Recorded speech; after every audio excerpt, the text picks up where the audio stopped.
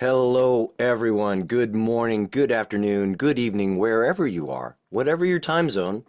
This is Digital Transformation Talk, and I am your host, Kevin Crane. Welcome to the show. Today, we will look at scaling cloud native strategies to deliver agility, resilience, and control.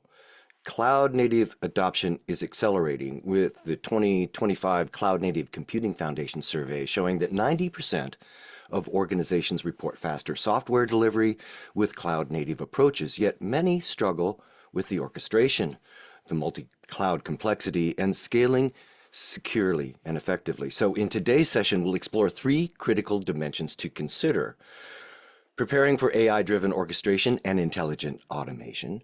How can organizations implement automation effectively? We'll look at across multiple cloud environments. How can companies maintain security and compliance while leveraging multiple cloud providers? And we'll look at overcoming security and cost management and some of the complexity issues with Kubernetes scaling and what strategies can help manage costs and ensure security and really make operations scale with more efficiency and effectiveness. We're going to dive in just a moment, but first I want to say thank you to everyone attending today, and that includes the folks that are joining us live on LinkedIn. Hello, everyone, and hello, everyone joining us today on Zoom. Thank you. During today's discussion, look, we want to hear from you too, so we'd like to encourage everyone today to participate.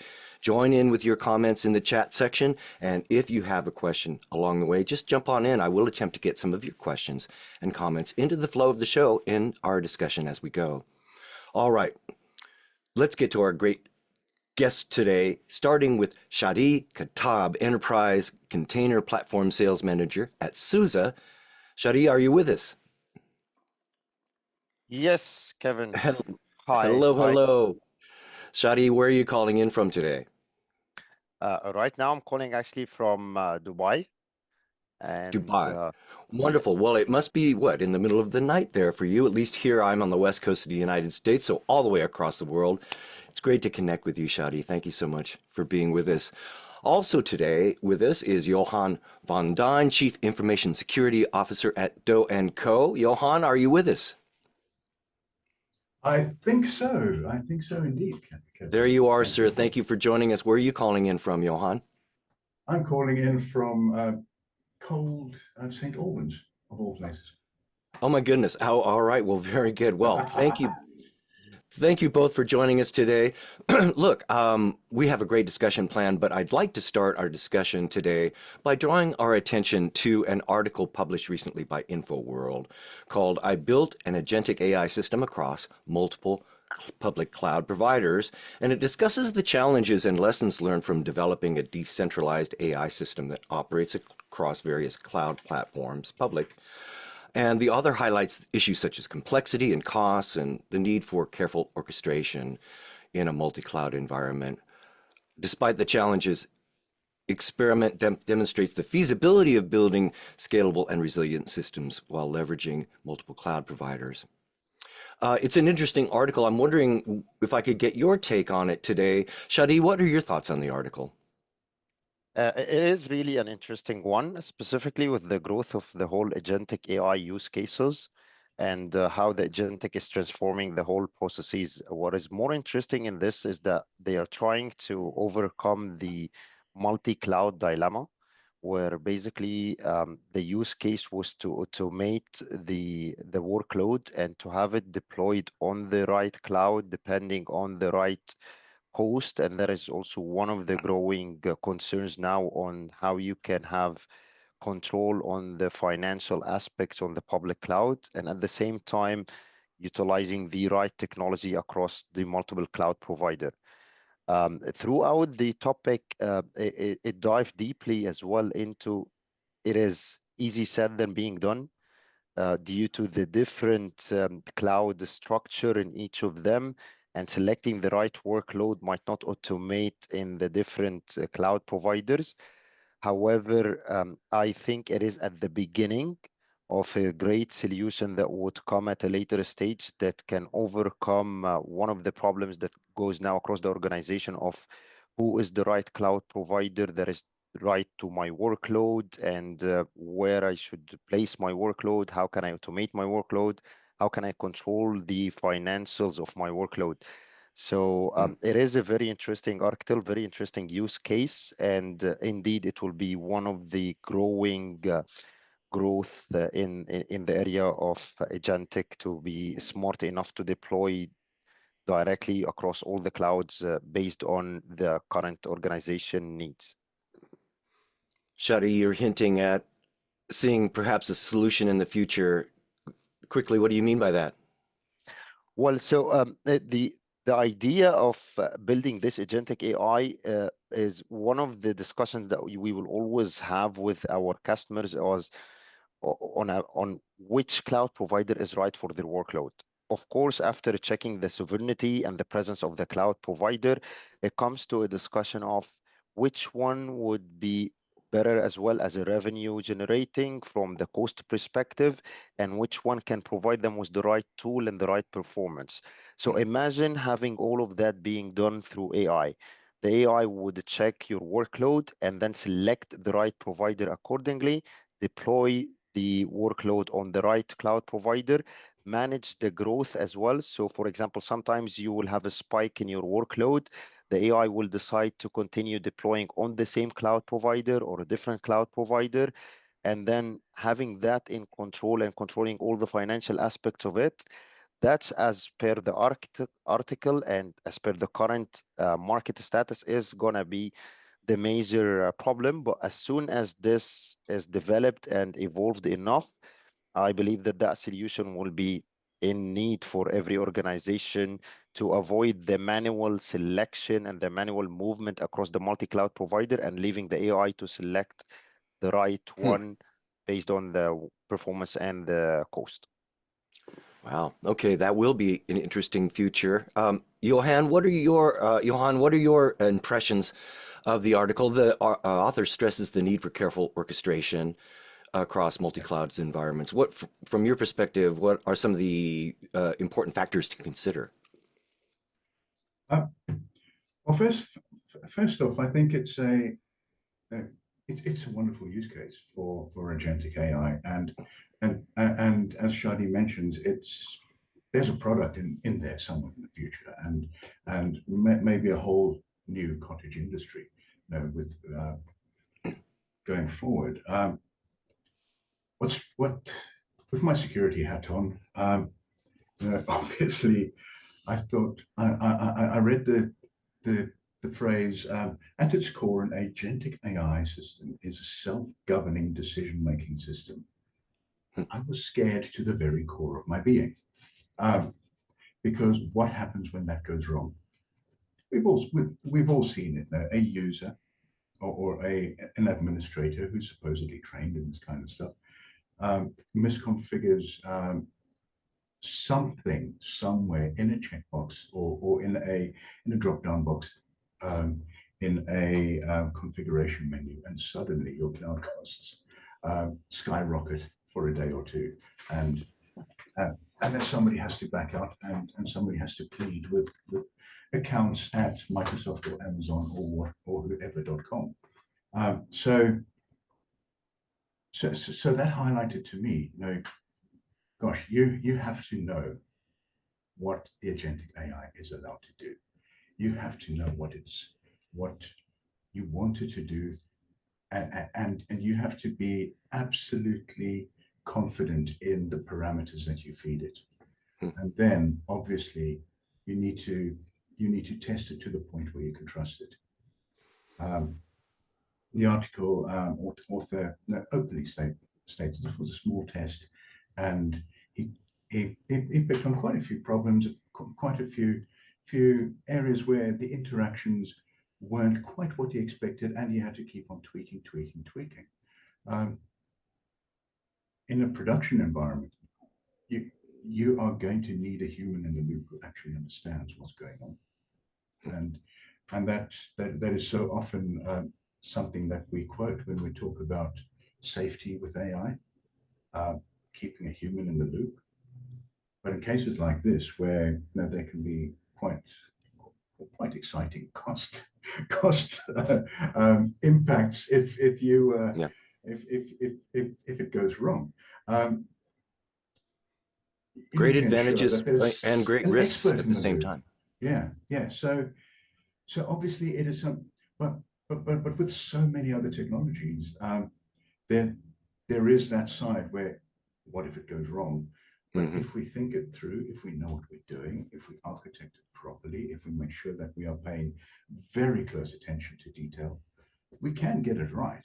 And I believe with enough practice, we will. It's just how many bruises do we pick up on the way? Um, but very, very exciting to see that this is being done.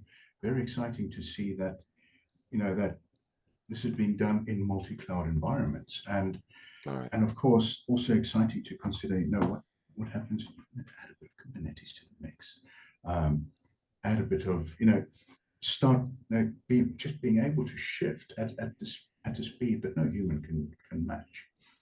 Um, Well, you know, all right. Well, let's explore some of the things to consider as we design our strategies and address some of these issues. But folks, the article is from InfoWorld. I built an agentic AI system across multiple public cloud providers.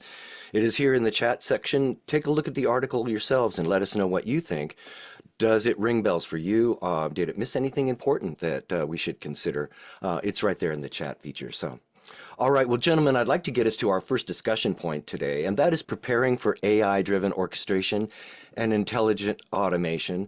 Look, research shows that organizations using AI-based organization can reduce operational incidents by up to 50% and unlock things like faster innovation and downtime.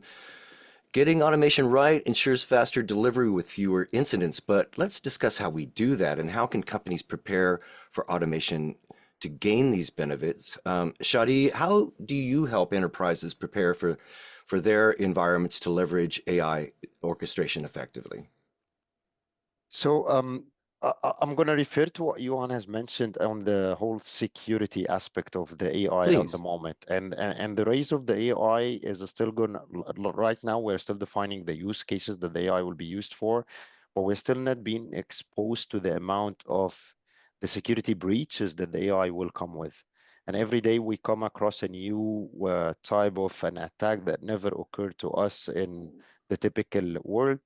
And that's where it's becoming very important that when we build a platform, we are building a platform that is secured enough and observed enough in the way that will allow us to control it, specifically as well on the guardrails that we will put to avoid the hallucination of these AIs. So right now, what we look at in the organization, and as you've mentioned, it will enhance the process massively, and it can cut the organization process by 50%. But there is a lot of effort that is being put internally to build the on-prem AI platform, build their own LLMs to have it more secured so that they can control it as much as possible.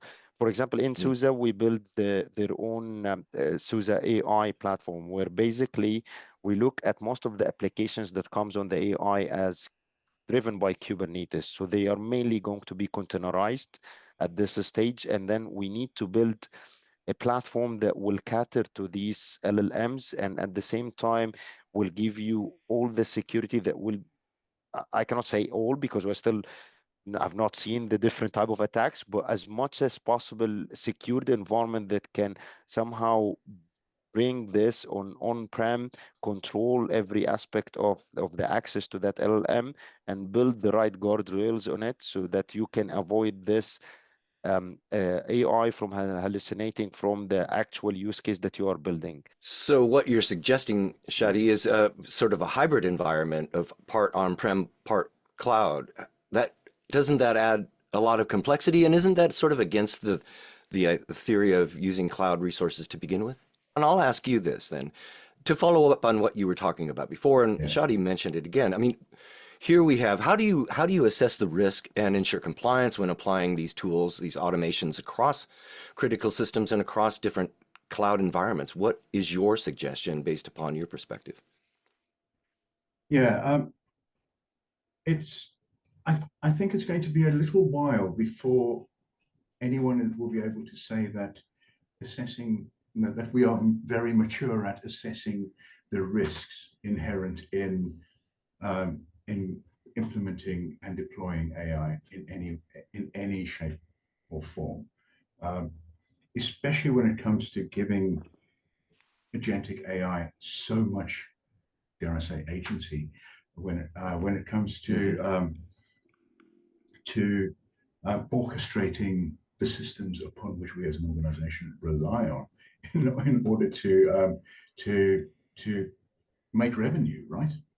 So we're a, we're a good while from being particularly mature at that. However, Mm.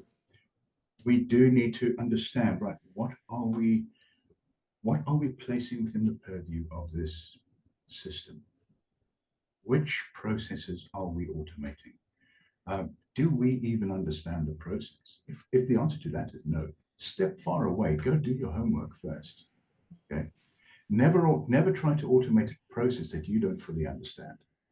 Um, I think that should be a key lesson. Unfortunately, it's bad news for a lot of people, but Well, people have been doing that for years, right? Automating processes they don't understand, or so. which What do we do about that? I'd like to open this up to both of you, gentlemen. So what do we suggest that we do about this?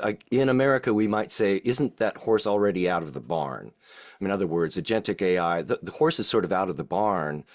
Are we at real danger here? What are some of the suggestions that we have for our viewers that might be addressing this very thing in their organizations, moving forward with ways that they can ensure they are both secure and effective in tools that are already out there in their environment? Yeah, I think Johan? for a lot, the horse has already, for many organizations, the horse has already bolted, right? And it's Right. it's it's out there, and it's difficult because the agents are not operating quite as they were expected to, and organizations are realizing that some of their processes are more complex than they thought they were, Okay. and that the need for an experienced human is greater than they thought it was. Mm. Now, I don't believe that in all cases, um, no, that cannot be worked around with enough experience. But we do need to go back to process architecture and process engineering, and then we know what we are asking the agents to do. We need to know very clearly what we are allowing the agents to touch. Um, and all of that, the risk assessment there is very clear. You know, what's the impact if they touch the wrong thing and they input an astronomically stupid parameter into a text box somewhere? Sometimes nothing. Mhm. Sometimes that can cost us quite a bit.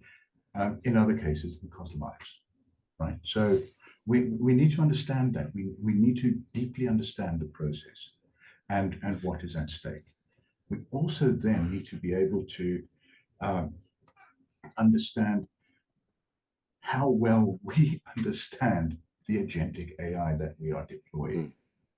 because that's the only way that we can make any kind of judgment as to the likelihood of something going wrong and the likelihood of a certain impact condition being met.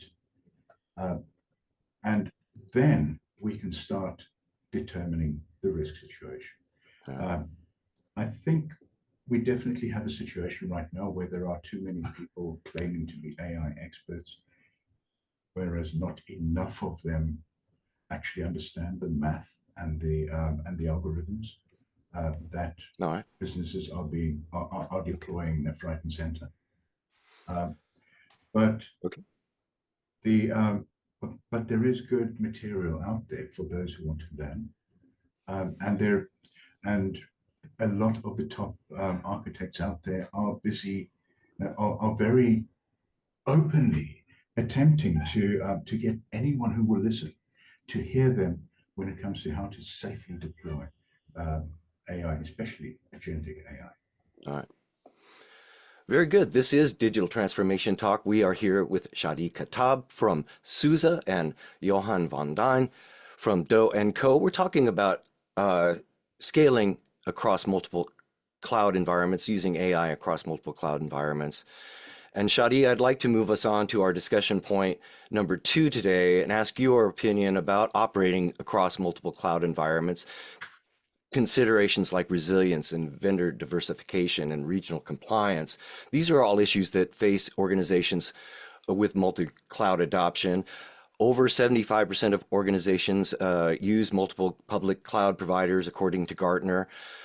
How do you folks at SUSE guide organizations in designing multiple cloud architectures that can remain flexible and resilient? Thank you, Kevin, for raising this. It's actually you still hear me, right? Okay, perfect. Yes, indeed. Yes, sir. It's one of the topic that is on the raise, specifically from the lessons that has been learned in the recent period in the market of different vendors that we have seen locking into customers their data, increasing their prices. So customers now understand that they are always going to be looking for flexibility in the solution. And to have this flexibility or building what we call a robust, future robust proof design will always be based on an open source solution, a solution that will give you a choice, because we all know that technology keep changing all the time. And we make decisions today that can change next year, the year after, better technology would come on. What we in SUSE do our best in maintaining is to always give them the choice that will allow them to orchestrate the workload across the multi-vendors, the multi-cloud providers, and the multi-technology providers. So in SUSE, for example, we have Rancher Prime, and Rancher Prime is a multi-container orchestrator.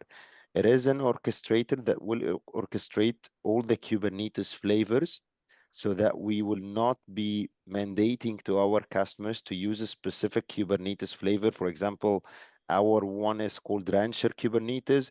Johan, let me turn to you. So Yeah. we're talking about multiple cloud environments. How do you maintain visibility and control when running critical apps across multiple cloud providers? You mean other than implementing agentic AI? Yes. Yes, indeed. Yeah. Generally speaking, it's it's always a question, isn't that? You want to be run multi-cloud in order to increase agility and resilience, but most of your engineers, most of the people managing your cloud systems are going to prefer one or the other.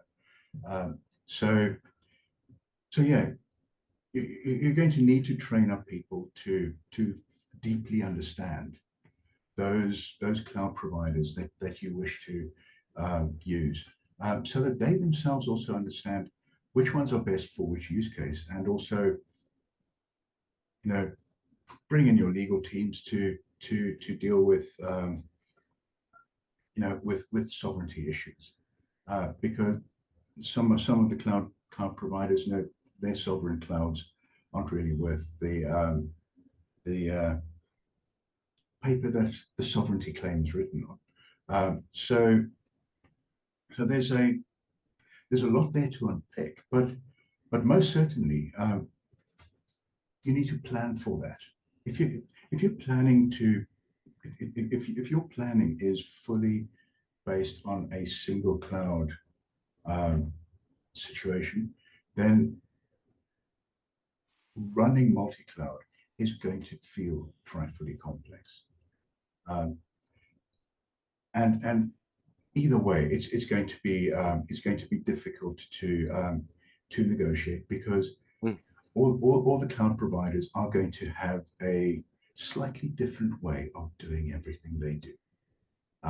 There aren't any great cloud standards that are being imposed on the world yet, and that may be for better or for worse or for both. But so at the moment, what we are left to unpick that if we do make the bold choice to be actively multi-cloud, and to want to distribute our workloads across multiple cloud service providers. No. And we will need the software, we will need the management systems to to support that. And we probably need to, rather than cook it ourselves, unless we have the expertise in-house, we will probably need to look for vendors who can assist us with the management of multi-cloud, scalability, Certainly. security, operations, and of course resilience. Now, from a security standpoint, how do you ensure compliance with different regional regulations while maintaining operational efficiency across multiple cloud deployments? That is good fun. Like, yeah. Because in general, maintaining multinational or just maintaining compliance with multinational requirements, just with, I don't know, the current state of NIS2, for example, it feels like you're being pulled in multiple different directions, right? All at the same time. And yeah, it's difficult, but fortunately, you don't necessarily have to carve the world into all the various countries that you need or that you operate in. But you can do it on a more regional basis. So European regional requirements may be met by a sovereign European cloud, or it may be met Okay. at some point if there are better protections for cloud service providers who belong to a certain other country when they are operating sovereign clouds within other countries and within Okay. other regions. So the protections afforded to the likes of Azure, AWS, etc., when it comes to operating sovereign clouds elsewhere. At the moment, those are not very strong. And therefore we can't really trust them to be fully sovereign. Yet it would make our lives a whole lot easier if we could. Yes. Yes. So I'm hoping that at some point we get a diplomatic solution to that Okay. that then allows that to be much easier.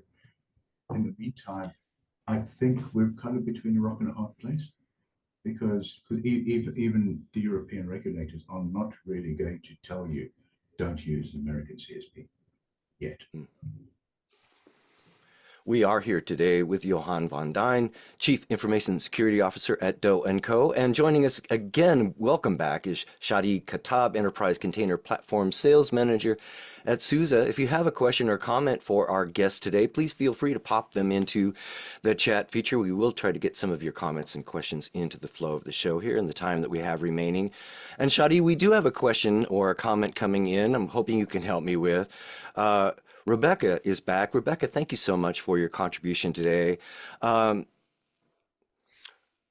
question is this: as organizations scale cloud native environments, how do you keep agility and cost control in balance without compromising resilience? Shadi, do you have a comment for Rebecca? Yeah, that's actually a great question. And I'm talking again, so I hope I don't get disconnected. Um,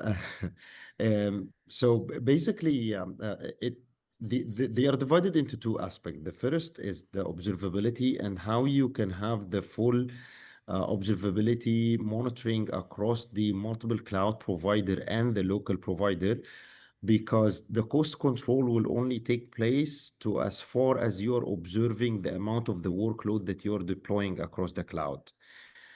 And then on the other aspect of it is the agility. The agility will happen with how your product is able to scale as quickly as possible. That will be as a scaling up where the container size expand, or scaling out where another container is deployed on the cloud or even on a different cloud provider. So for all of this to happen, you would need the orchestrator, the topic that I was referring to before I lose the connection. And this is where, for example, in SUSE, we have the orchestrator, we call it Rancher Prime. That is the layer of control that can control across the multiple cloud providers. So it can provide the single pane of glass that will allow you manage the different Kubernetes, the ones that you deploy on cloud and the one that you deploy on-prem. And then with all of them being deployed, you have the observability integrated to it. So you will be able to see all the workloads that you have deployed on-prem and that you have deployed on the cloud. So with that, you will have the bird view to the amount of the containers that you have deployed, that, and then you can scale it. And of course, all of this has to come with the security deployed across. For example, when we look at SUSE, our full solution comes with what we call SUSE security. So basically, when you deploy the workload on-prem and you expand it on the cloud, the security will follow you. And this is very important for organizations that deploy compliance. So basically, they want to make sure that when they deploy the workload and they are using one of the cloud tool on the public cloud, the compliance policies will follow them. So they are deploying the workload on the cloud or on the prem with the same compliance policy, and there will never be a breach across. So Well, Shai, that's interesting. Yeah, I wanted to ask you in our time remaining about Kubernetes and overcoming some of the security and cost management and complexity issues. I'm not an expert at Kubernetes. Kubernetes is an open source platform that automates the deployment, scaling, and management of containerized applications, which of course you are an expert in. But it comes with some challenges scaling. Inefficient clusters can increase your cloud costs, misconfigurations can create security vulnerabilities. So how do you folks ensure reliability and performance when scaling Kubernetes and managing hundreds and thousands of clusters? So it is very true that Kubernetes is a great technology, but comes with a lot of challenges. The first, the Kubernetes proved itself to be very good for the business and for the application. So the moment that the businesses start using it, it scale rapidly. And then that's when we lose the control. The other problem that we are seeing with the Kubernetes is that in the market of the Kubernetes, there is a lot of different flavors. And by flavor, I mean a lot of different solutions from a lot of different companies, which even add a lot of burden to the team that is managing this environment. And due to the growth and the different flavors, we wanted to make it easy for our customers by giving them back to what I said as a single pane of glass. So we want them to worry less on the type of the Kubernetes that they are using and to worry more on how they will manage it and scale it. And also to look into the security of it, because one of the things that we see now with a lot of our customers is due to the growth that happened quickly, they overlooked the Kubernetes security. When we talk about Kubernetes, we're talking about application, and application is what is defined in the OSI model or the layers of the network is layer 7. So we need to look at the tool that will be able to monitor what is happening inside the application and inside the microservices that these applications are having, and not just looking at the physical hardware itself or the IP communication. So in SUSE, for example, we have the SUSE security. There is a layer 7 product that will implement the whole compliance policy, and then it has machine learning ops embedded in it. So it will learn the typical behavior of the container. And based on that, it will secure it automatically to make sure that if we overseen it, it will secure it itself. And as back to the previous question, if it was deployed on-prem, then it is controlled inside. But if it goes to the cloud, the policy will follow it to the cloud. So it will make sure that no matter where you are deploying it, whatever the policy that you have agreed on it, it will follow you in that perspective. So these are the two major challenges that goes into how you scale it and how you secure it at the same time. And Johan, what about the tools that you suggest? What tools or frameworks that you suggest that can help us maintain cost, efficiency, security as Kubernetes grows? I think to a large degree, on top, in addition to management frameworks, is also the choice of the containers we choose. Because Kubernetes gives us an incredible opportunity to minimize our attack surfaces by choosing absolutely minimal configurations within the containers, focused solely on what they are intended to do. And that A is more often than not, it is great for security.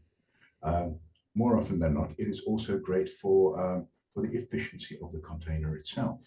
And it's great to have more efficient containers and how hopefully overall a better performing container for the processing resources that it requires.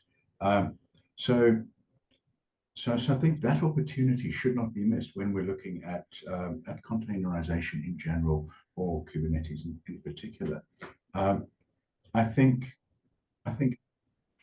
planning for explosive growth is one of those things that absolutely needs to happen when you even think of going down that route, because it's the kind of technology that once people understand what it is, everybody wants a piece of it, and so building. Looking at the micro components, the individual containers, what's inside them? Where can we optimize them? Optimize them for security, optimize them for performance, optimize them for scalability, and then being able to then at every level up. Well, so now my question becomes one of observability. Shadi, how can we maintain governance and observability across rapidly scaling Kubernetes environments? Yep. So I recall this sentence, and every time we speak to our customer, they say that we start a container as a project, but then we realize that we have another project to secure it, and then we secure it, and then we realize we have another project to observe it. It is very important to have that in mind. Where, sorry, you hear me, right? We just about lost you again. But in the moments that we have left, Shadi, your final thoughts? Yeah, so on the observability, I was referring that observability is very important to understand that it relies on correlation, and correlation is seeing how the components are related to each other. The container complexity comes from the fact that there is a lot of components in it: container, namespaces, pods, and then the servers. So having the right observability tool that will show you how every item is connected to each other is extremely important, because when there is any change in performance or in the application, you need to spot where is the problem and you need to spot it quickly. For example, in SUSE, we have SUSE observability that is able to do this correlation and at the same time has the machine learning ops to tell you that, hello, this is the problem, that's why the problem occurred, and that's the resolution of the problem. So it is very important to anyone discovering the container to be also discovering the tools that they will use to observe how the workload can be monitored. This is Digital Transformation Talk. I am here today with Shadi Khattab from SUSE and Johan van Dijn from Doe & Co. Gentlemen, we have only just a moment or two left. In the time remaining, I'm wondering if each of you could please provide us with one quick action item that our viewers can use to take advantage of the ideas and advice today. Johan, do you have an action item for us today? Indeed. I'd just like to remind everybody that you cannot secure or manage what you cannot observe. So build that into the very foundations of what you do. I mean, building the capability should almost come after you've considered how you're going to observe this lot, because you cannot optimize what you can't observe. You cannot control what you can't observe. You cannot monitor what you can't observe. You cannot pick up that something that your agentic AI is hallucinating, or that your cloud costs are suddenly increasing out of control if you're not actively observing. So observability has to be your number one capability. After that, you build processes on that, and then once you've got observability sorted, go mad. Wonderful. That is Johan van Dijn from Doe & Co. Johan, thank you so much for being with us today. Shadi, do you have an action item for us? Well, two actually. Please. The first one is when it comes to selecting technology, I would say always look for how you will be in control of having a choice and avoid the lock-in. Look for open source that will always drive innovation. The second one is on the agentic AI. Um, uh, if you haven't discovered that yet, then start discovering and start seeing how even it can automate part of your current or day-to-day job. So yeah, these are the two things. Wonderful. That is Shadi Katab from Sousa Shadi. Johan, thank you so much for being with us today. Your comments and perspectives were spot on. I hope that we'll have a chance to talk again soon. So thank you so much. And to everyone joining us today, thank you too. Join us next time on Digital Transformation Talk on November 25th with another great panel of guests. We'll be discussing the topic of turning digital sovereignty policy into practice. That should be another great discussion. In the meantime, if you'd like to connect with me, you can do so on LinkedIn. You can find me there and check me out. I'm Kevin Crane, and check out my weekly audio podcast, the Digital Transformation Podcast. But for now, that'll do it for this episode of Digital Transformation Talk. And until next time, I am Kevin Crane saying thanks for watching. Thank you.